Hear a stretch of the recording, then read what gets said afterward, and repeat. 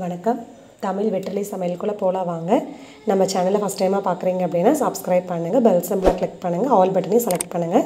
இன்றைக்கி நம்ம என்ன ரெசிபி பார்க்க போகிறோம் அப்படின்னா கார பணியாரம் பார்க்க போகிறோங்க. அது எப்படி செய்யலான்னு சொல்லிட்டு பார்க்கலாம் வாங்க.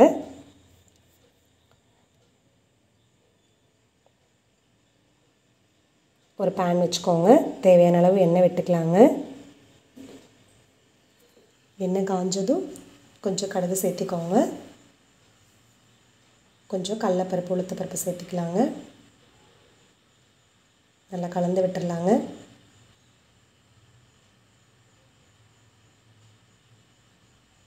இப்போ காஞ்ச மிளகாய் 3 மிளகாய் கிள்ளி வச்சுருக்கேங்க, அதை உள்ளே சேர்த்துக்கலாம். காஞ்ச மிளகாய் கொஞ்சம் செவக்கட்டுங்க. செவந்துருச்சு. இந்த டைமில் பச்சை மிளகாய் 2 குட்டி குட்டியாக கட் பண்ணி வச்சுருக்கோங்க, அது உள்ளே சேர்த்துக்கலாம். அதையும் நல்லா கலந்து விட்டுருங்க. இஞ்சி துருவனது 1 ஸ்பூன் அளவு எடுத்துருக்கேங்க, அது புள்ளையும் சேர்த்துக்கலாங்க. அதையும் நல்லா கலந்து விட்டுடலாங்க.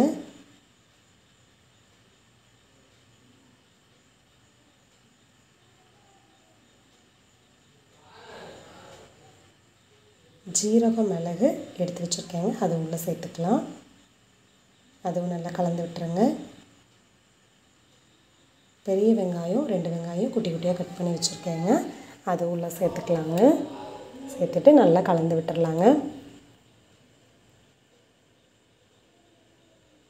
வெங்காயம் அந்தளவு வணங்கணும்னு தேவையில்லைங்க. அடுப்பை ஃபுல்லாக கம்மி பண்ணிக்கோங்க. வெங்காயம் வந்துட்டு ஓரளவு கண்ணாடி பதம் வந்ததுனாவே போதுங்க. கருவேப்பிலை கொத்தமல்லி பொடிசாக கட் பண்ணி வச்சுருக்கேன், அதுவும் உள்ளே சேர்த்துக்கலாங்க. அதையும் நல்லா கலந்து விட்டுருங்க.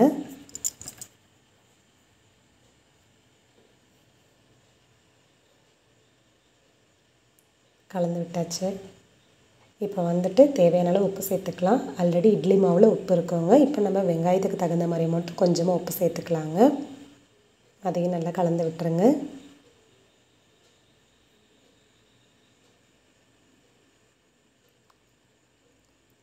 கலந்து விட்டாச்சுங்க. ஒரே 1 ஸ்பூன் அளவு துருவன தேங்காய் உள்ளே சேர்த்துக்கலாங்க. இது ஆப்ஷனல் தாங்க, தேவைன்னா சேர்த்துக்கலாங்க. அவ்வளோதாங்க, இட்லி மாவு எடுத்தாச்சு. இதில் இப்போ இந்த வெங்காயம் வணக்கணும் இல்லைங்களா, அதெல்லாம் இப்போ உள்ளே சேர்த்துக்கலாங்க.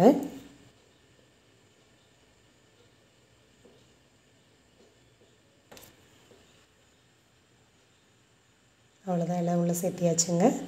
இப்போ நல்லா கலந்து விட்டுடலாம். மாவு கெட்டியாக இருக்குது அப்படின்னா தேவையான அளவு தண்ணி விட்டு கொஞ்சம் லூஸாக மாவு கலக்கிக்கோங்க. தண்ணி கொஞ்சம் கொஞ்சமாக விட்டு கலக்குங்க. ரொம்ப விட்டுட்டிங்க அப்படின்னா ரொம்ப தண்ணியாட்ட போயிடும் மாவு. இன்னும் கொஞ்சம் தண்ணி விட்டுக்கலாம். நல்லா கலந்து விட்டாச்சு.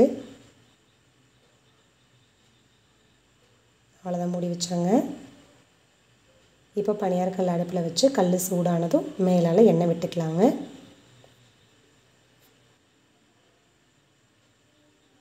எண்ணெய் சூடாயிருச்சுங்க. இப்போ மாவு எடுத்து குழியில் ஊற்றி பணியாரம் பண்ணிடலாங்க.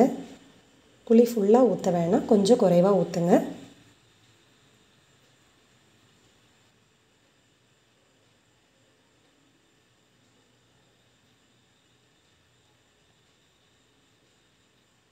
அவ்வளோதான், ஊற்றி வச்சுங்க. ஒரு மூடி போட்டு வச்சுருங்க. ஒரு 5 மினிட்ஸ் போல் வெந்துருச்சா என்னன்னு சொல்லிட்டு பார்த்துக்கலாங்க.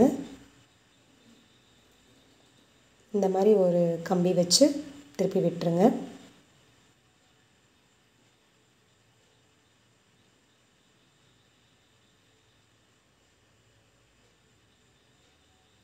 இந்த மாவை நீங்கள் பணியாரமாகவும் செஞ்சுக்கலாங்க, இல்லைன்னா ஊத்தப்பம் மாதிரி கார ஊத்தப்பம் மாதிரி கொஞ்சம் மாவு திக்காக ஊற்றி தோசை மாதிரியும் செஞ்சுக்கலாங்க.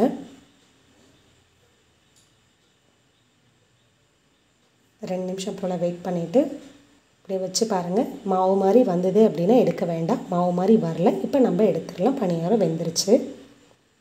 இதை பிளேட்டில் மாற்றிக்கலாங்க.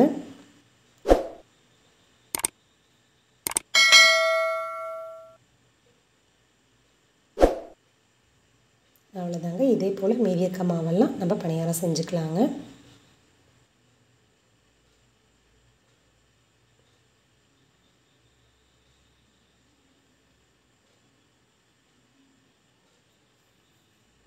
அதே போல் மூடி வச்சுருங்க. அவ்வளோதாங்க, பணியாரம் ரெடி ஆயிடுச்சு. நான் புதினா சட்னி செஞ்சுருக்கேங்க.